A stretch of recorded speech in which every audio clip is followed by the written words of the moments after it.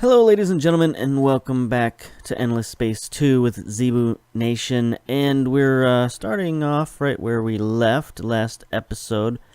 The war with the Cravers is starting to heat up. We've won a few skirmishes here and there, but things are going to get sticky here real soon.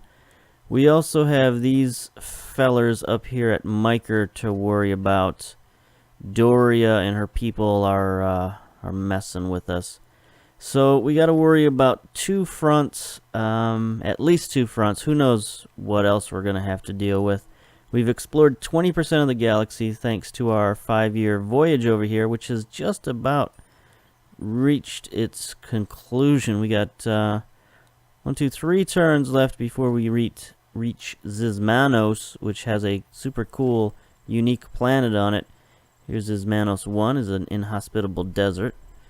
Zizmanos 2 is a huge Mediterranean colonizable world. That looks really good. And then here's the unique planet Sikagoja, medium monsoon planet. It's colonizable. So, I mean, look at all the food on that thing. Science. Lots of good stuff going on here. The Mediterranean is also very good at supporting life, and even the desert planet here is very high in production. So this is a terrific system that I would love to get my hands on. So we're going to have to work on that, but it's going to take us a million years to get there. Timos 1, tiny lava planet, large lava planet at Timos 2. Timos 3, large ash, and a huge gas hot planet for Timos 4. Timos 5 is actually colonizable, a tiny savanna planet. So this system not quite as good as the other system, although production-wise, it's huge. Look at all the production on these hot, gaseous, and lava-covered planets. And that's pretty much the theme. If you know about the planets, I mean, we've probably covered this in other videos, but the way they work is, like, if they're hot, dry, lava-type planets, then they're high in industry, and that's definitely what this system is. Now, this Timos 5 would be a good jumping on point because it's got a lot of dust, some food, some production, some resources as well, adamantium, red sang, and blue cap mold. So it's got a lot of cool stuff there, so we could drop a colony there too. I mean, this is a great location to start sort of a secondary empire, and there's nobody around here so far, so that'd be a good place to get to. The problem is getting there, we have to go through some various nasty sectors. Unless we can find a way to connect it to Mark 180 and get there a little quicker, which maybe we could. Can we send a probe? No, we can't probe while we're in warp. So we'll figure that out another day. We also need to get colony ships over there and all kinds of stuff. So that's stuff for a different day. But what do we got going on right now? We've got a fleet over here heading to get into the action here over at Sable. We've defeated a ship right here, but it's heading toward Pixos, so we need to reinforce Pixos there.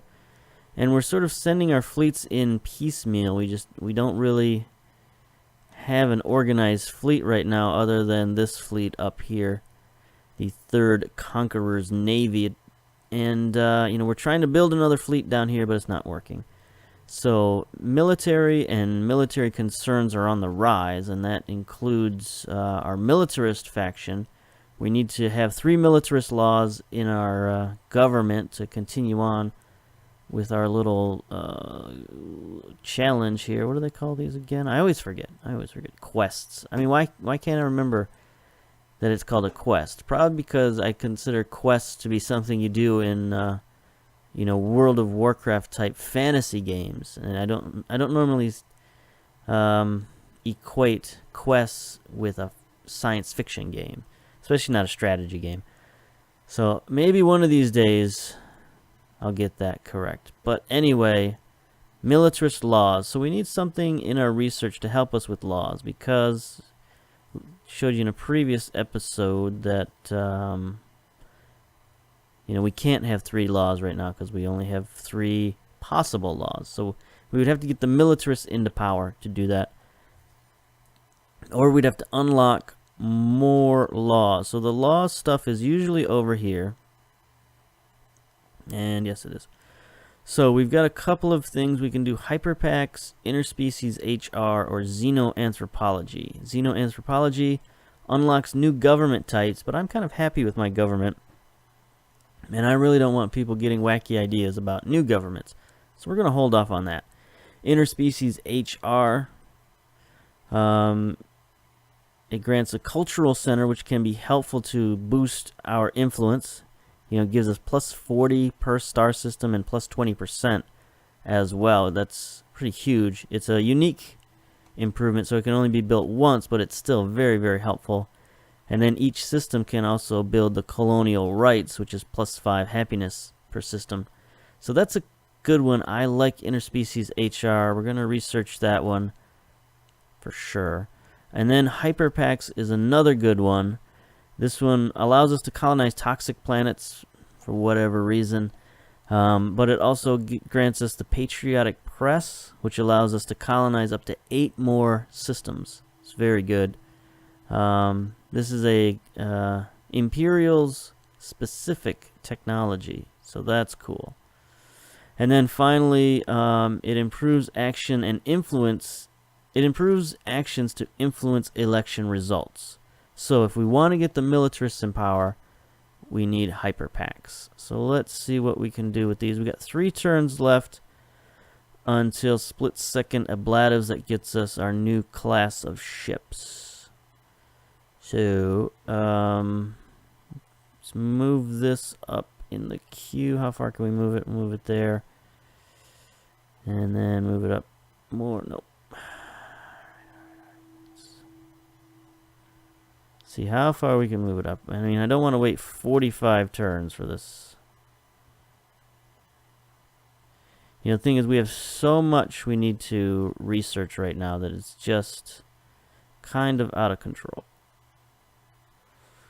Like, we need all of this technology, and it's just a matter of how long do we wait? How long do we wait? All right. So it takes 6 turns to do this one. So we'll put it there. So in 16 turns, we'll be able to influence. And that might be just in time for the next election. We'll see. We'll see. All right. So now to get the politics and science out of the way, let's go to the end of the turn. Let's move along. I still don't know why I've got this XSPLIT Gamecaster symbol here. I haven't been able to get rid of it. I haven't tried very hard, but I have looked in the settings, and I haven't seen it obviously in the settings to get rid of this Gamecaster. I do have my license installed, so I don't know what's going on. Alright, so some Imperials have left Thea, gone somewheres. I'm pretty sure I sent them somewhere. But anyway, if not, that's fine, they can leave. Madine has gained a level. Alright, so that's good. Our weird little hero guy here. I keep mentioning that I'm going to put him on a system, or on a fleet, that is, but I just don't have room for him at the moment. So what can he give us?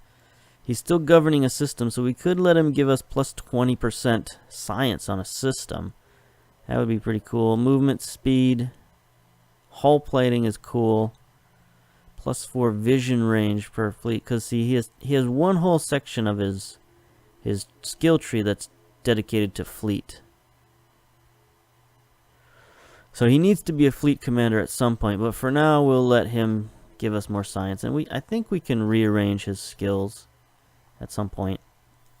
You know, if we put him on another, if we put him on a fleet, we might be able to reorganize his skills. I'm not 1,000% sure on that, but we'll attempt it anyway. Let's see.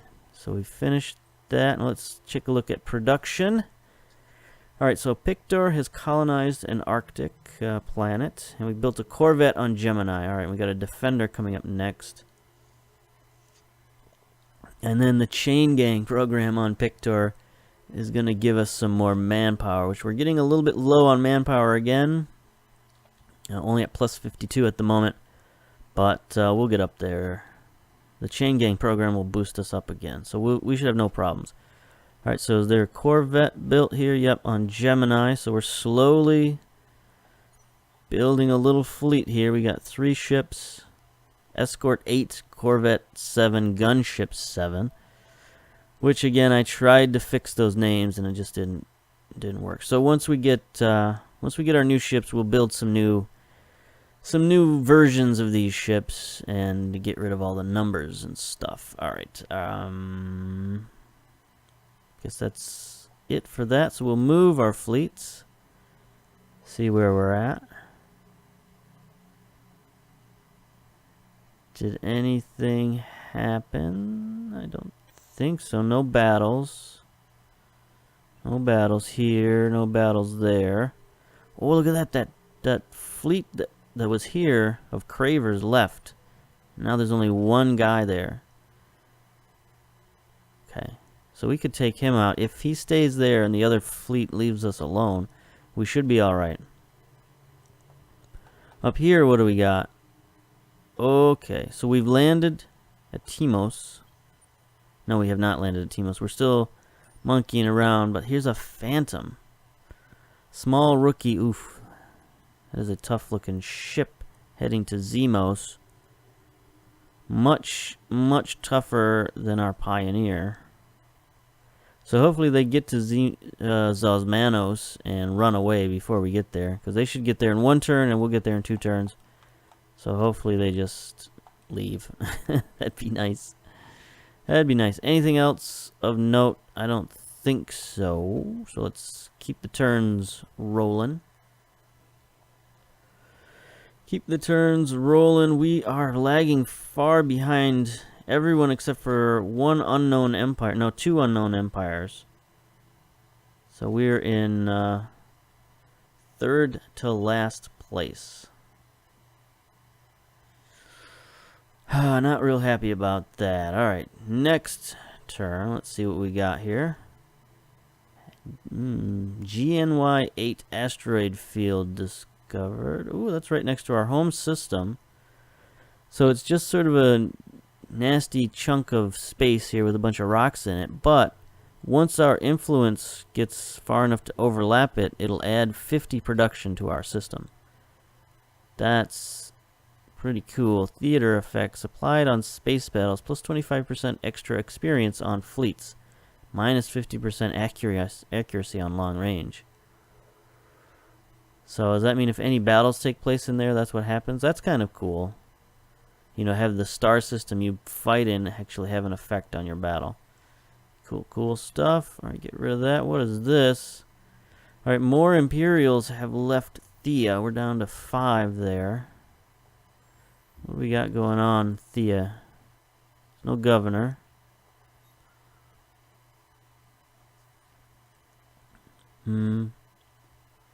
Thea 1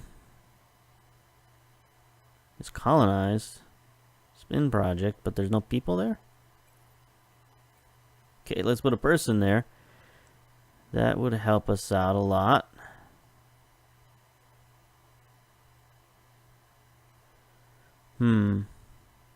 Interesting. Is there any other population we can move around and have it be any good? Alright, Dobrynya is finally populated. We're still waiting for people to get to Dobrynya. We got them on their way. Yersh. Let's see, not much happening at Yersh. We got 1 population there. Molten Springs. Oh, we need people on Yersh. Because the more people, the more production and more dust. So we definitely need people there. Let's see. Sable, it's still an outpost. Yissel is still an outpost. Pixis, still an outpost. Another outpost on Heracles. Here we go, Pictor 3. So why are so many people leaving Pictor? Oh, I know, because I'm sending them away, that's why. It's maybe not the best idea. So Rhea is good on, the Calgaros are good on fertile, that's right. Pulsos, plus 5 science on anomalies. Don't have any anomalies in this system. Could send them away somewhere, but for now, we're fine. Gemini 3 looking good.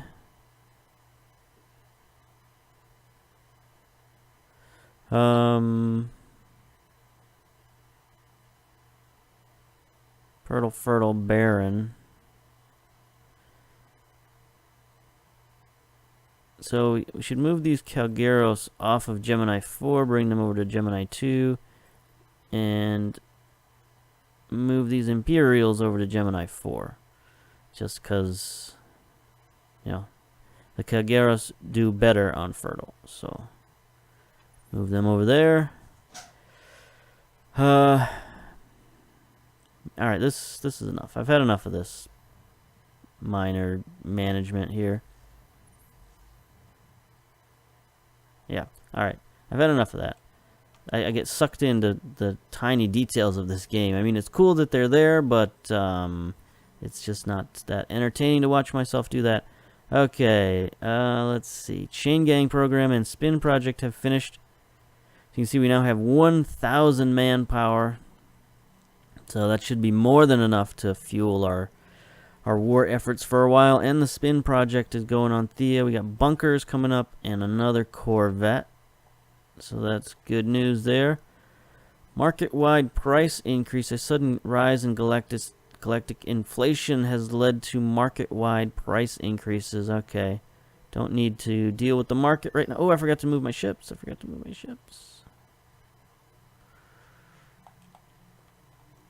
Anything happening? Oh, I need to not move the camera while the game is thinking. That the FPS drops pretty low when it's chugging on these different turns.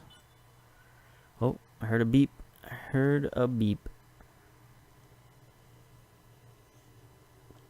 That was a long turn. Alright, what do we got here? We've got, there we go, some more Imperials born on Thea. So whatever it is about Thea, they just keep cranking out the population, and they don't need any help with any of the food upgrades. I don't have a single food upgrade, and they are just cranking out the population. Production, impervious bunkers, defender, Corvette. Alright, so Gemini is now starting to produce ships. That's good. Ooh, the Intergalactic Technology Center is going to be up soon. Well, it's not going to be up soon. It's going to be in the queue. It's going to take us a long time to build it, but again, Pictor is our long-term project system, so hopefully that,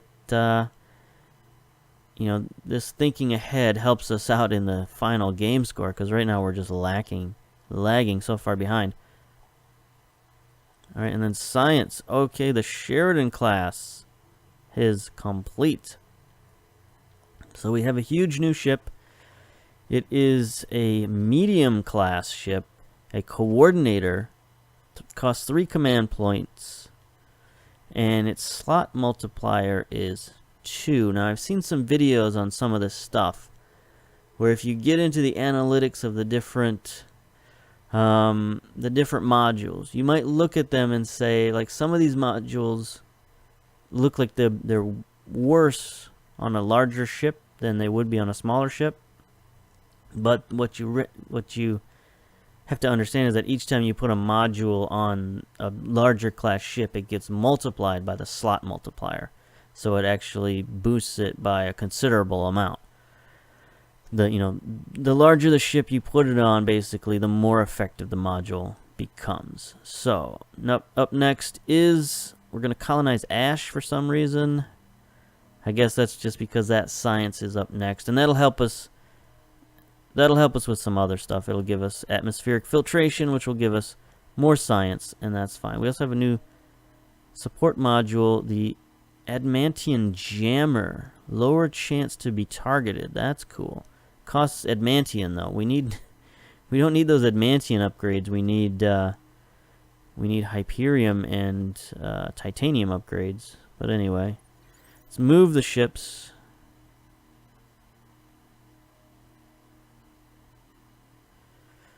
Alright, so we've got first enemy fleet here, the scavengers. Alright, let's take care of these scavengers. with our pioneer ship, and let's attack. We know these guys have no short range, so we're going to turtle up, we're going to go straight at them, fight them in the short range. Very good, very good. Our first battle of the day. Probably several more to come in this episode. Things are going to start getting, they're going to start heating up as the war grows and escalates. Starting the battle. There we go. Click. So here's their ugly, stinky ships. That one's already kind of sparking and smoking because we've blasted a few times. I'm going to up this game speed because we know this guy can't shoot back at us. So here we go. We're popping our lasers and our machine gun turrets. And even if they were shooting back at us, they just have missile launchers, and we have a gun turret, so the gun turret would even take care of most of their missile launchers. So as cool as missiles are, torpedoes, and as much damage as they do, they're actually the most easily countered weapon in the game because they have no short range and they can be defeated by ballistic turrets. What's he looking like? Is he close to blowing up here? 13 hull, there he goes. Decisive victory, another victory for the Empire. Took a little tiny bit of damage, but not much. Alright, so we're done there. Alright, so we have a new ship here on Mira, a corvette. We'll send that sucker over here. Now we got a pioneer and a defender and then another pioneer. I don't really need our pioneers fleeted up with other ships. We need them out exploring. So I'm going to send this pioneer, I'm going to send him down this way. See what he can find in this whole Craver territory. And then the other pioneer, send him to join up with this pioneer. Have a little pioneer fleet down there. I still want to keep Cersini occupied just because if they're going to come and attack Mira, they're most likely going to have to do it through Cersini. So I just want to have that little bit of defense there. Then on Gemini, we got another new ship to add to the fleet, a defender. Let's merge those. What do we got going on here at Heracles? We're still a couple of turns out, but there's still just that one ship there. We could take advantage of that. And now here we are at Zosmanos. Let's go this way. Oh, yep, see, there's that enemy fleet. There's a couple of enemy fleets heading around there, so we need to watch that. I'll see if I can find a connection to Pisces. There has to be a connection, right? This is the center of the galaxy, though, so there's weird stuff that happens in the center of the galaxy. There's usually nothing but these kind of black hole type asteroid field systems in the middle of the galaxy. So to have a system like Primus there that's been... Oh, I haven't even looked at this, large monsoon planet. So to have a planet like that in this area is pretty abnormal. So the fact that they've got that Doria has this colonized is kind of rough for us. So we need to find some links somewhere to this side of the galaxy so that we don't have to launch our settler ships from 1,000,000 miles away. But that being said, Thea, how's it going over here? Looking alright, I think. Let's move more of our population over to Thea 1. See, what did that do for us? So 15, 35, 45, 1, 1, 17. So that doubled our dust.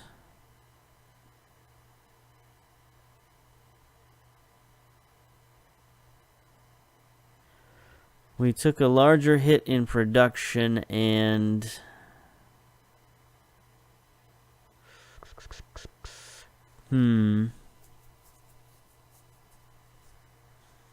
increased our dust, decreased our production.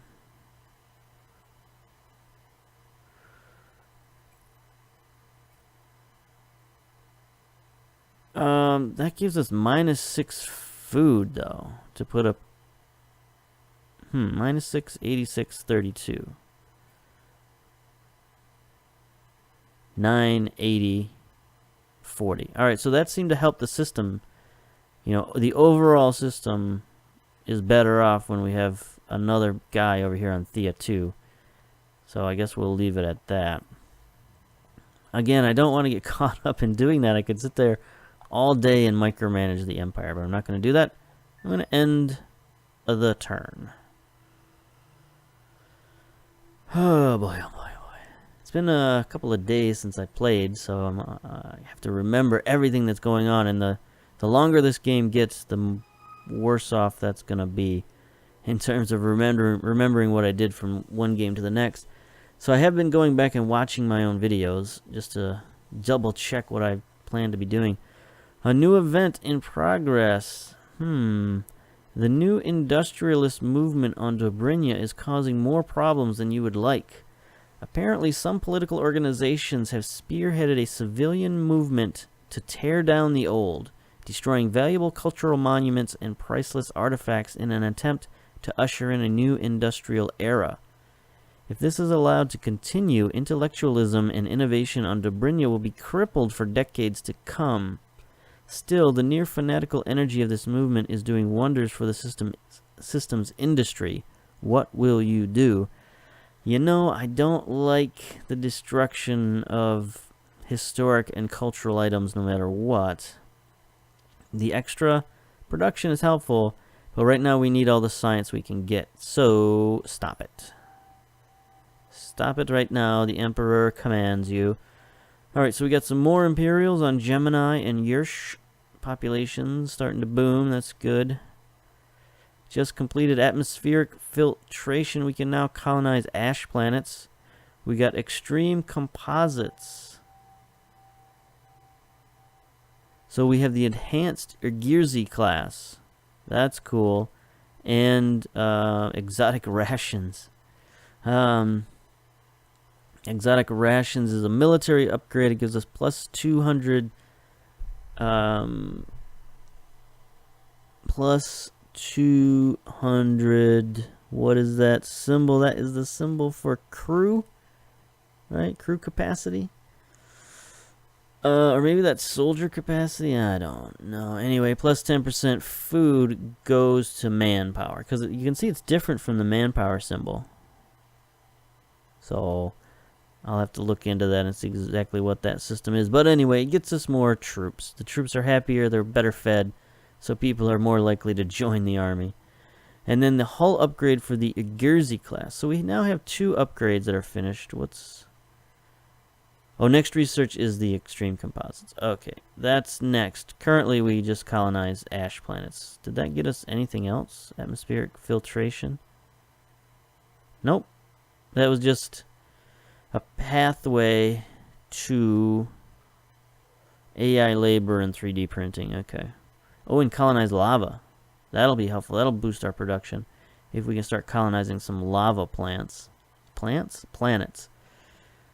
Alright. Let's see. What else do we have going on here? That was our science. Done. Alright, let's move our ships. Looking around, looking around. Okay, that wasn't too thrilling. Oh. Somebody is barricading one of our systems. The Riftborn, what are you doing here, buddy? You're not supposed to be here. And much less barricading one of our colonies. It's not even a colony, it's an outpost. You're cramping my style here with this. So let's look at their ships. 8489 for the Phantom 9. 185-109 for the Phantom 10. 75-87 for the Phantom 7. So they just got one of each type of ship, apparently. One of each type of Phantom, I should say. Phantom 8, 84-87. So those are some tough ships, but there's only 4 of them. We've got 7 ships. This is our mercenary fleet here. 2 pincers, a positron, 2 escort 4s, 2 corvette 5s. So if we fight these guys, we'll have the numbers, but they'll have the better ships. So we're going to have to fight smart. We're going to have to fight, the tactics are going to have to come out in our favor in order for us to win this fight. Alright, so let's see what's going on here. Cercinia still has that 1 defender. They got a 9-ship fleet going here. That's no good. Our Pioneer is already going past them in the drive space here, the warp space or whatever that is, the gravity well. So there's interesting stuff going on. Still 1 ship there. See anything else happening? Did we build any other ships? Does Gemini have another fleet available? Nope. I don't see any other fleets. Alright, so let's end that turn and keep rolling. I did not set a timer at all. I don't have one in my general vicinity, so we're going to end this at some point in the future. We'll give it another 10 minutes. How about that? I'll see if I can remember to do that. I have no idea how long it took. We may be at the 30-minute point right now. But we'll give it a few more minutes anyway. Alright. System colonized on Pixis. Finally. Our outpost is now a colony. Let's take a look at this bad boy. Alright. It's a real good colony. Really good. 8 food, 6 production, 5 dust, 2 science. Whoops. Only has 1 influence, but it's got 2 deciduous trees and 2 Eden incense. That's really good. Now, here's the thing. Oh, that's not what I wanted. Pixis is over here. It's in the middle of Craver territory, so we need to boost the influence of this system. So we're going to boost up the Spin project. We'll make it a level 2 colony right away. Add the drone network. We need the production to start boosting up. And then the dust.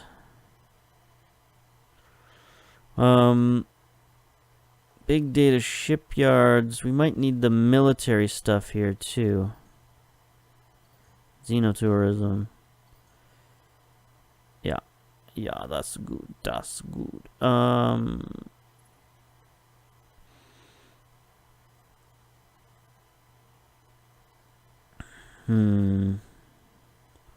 We could start buying stuff out here. Can't buy out our science very readily, but we can start buying out some of these buildings. Like buying out the drone networks will help us make everything else cheaper and easier to build. So we'll do that. Are there any other projects in the works that we want to buy out? That one we can't buy out. None of those look particularly interesting to buy out, I don't think. No.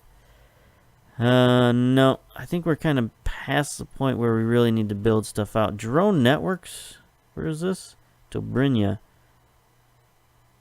Buy that out. That's cheap enough to save us a couple of turns. What else we got here? Oh yeah, Xeno Industry. Planetary Transport. I mean, we need all that stuff before we need big data shipyard. Pulvis production, get out of there, buddy. You're too advanced for this system. Xeno Industry will boost the production even more. Big data shipyard is cheaper. Cerebral reality is pretty cheap. How are we doing dust-wise? I mean, we need more we need production more than dust. So what does interplanetary transport get us? +3 per population per planet with strategic resources. Do not have any strategic resources on Dobrinya. We can colonize, though. I mean, we've got 4 population now, so we can start to colonize. And yeah, we're going to colonize Dobrinya 2. So that's good. So we will buy out Xeno Industry. And then we'll move the colony up there. So hopefully, okay, we're going to see how long this takes. Right now, with the current production is 13, and it's going to take us 13 turns to build the next colony. So once these 2 get bought out, let's see how much that drops that number. This drops that number and increases that number, the production number. Okay, gotta explain myself here. Increase the production to reduce the production time. How about that? That sounds reasonable, right? Yes. Okay, so Yersh is colonized. It has 2 lovely little Imperials on there. Sable 3 is being barricaded at the moment, so it's not doing much. Yissel 1 still growing, but not quite a colony. Alright. What else do we got happening here? There's our colony. We got some Imperials on Dobrinya, 4 of 4. We just saw that. So not only did so Dobrinya just blew up, because at the same turn that we gained another population, our lovely Hisho transports finally arrived there. So that's why we're able to colonize so quickly. Alright, production-wise, we built a defender on Mira. So let's pop that out into the universe. And I guess we'll just keep sending them piecemeal over here to Circini and build up a fleet in Circini. I suppose, why not? Alright, so we have this fleet of Cravers flying around. There's a 5. I thought there was a 9 fleet around here as well. So there might be two big fleets over here that we have to worry about. And then we also have this fleet up here of Riftborn. Oh man, got issues.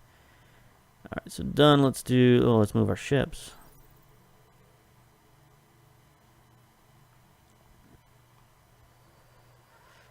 Okay, so we're now on the move down here. See what we can find out in this part of the galaxy. Oh. We're still 1 turn away from there. There's still just that 1 fleet there. Okay, we found a new system. All of these are really good systems.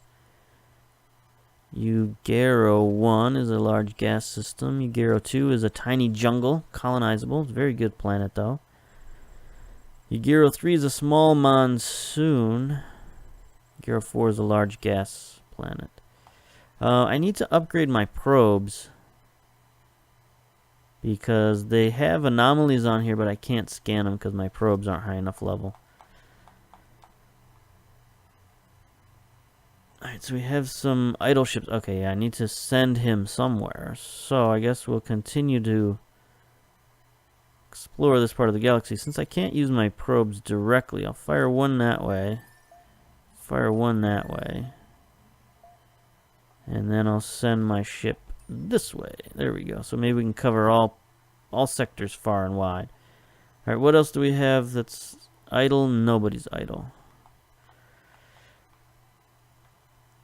Alright, so I think I'll end this episode right here, and we'll pick up next time with several battles, I suppose. Hopefully we win them all. Hopefully we don't get all of our ships destroyed and start back at square one, but we'll figure that out next time. So until the next episode, see you later. Bye-bye.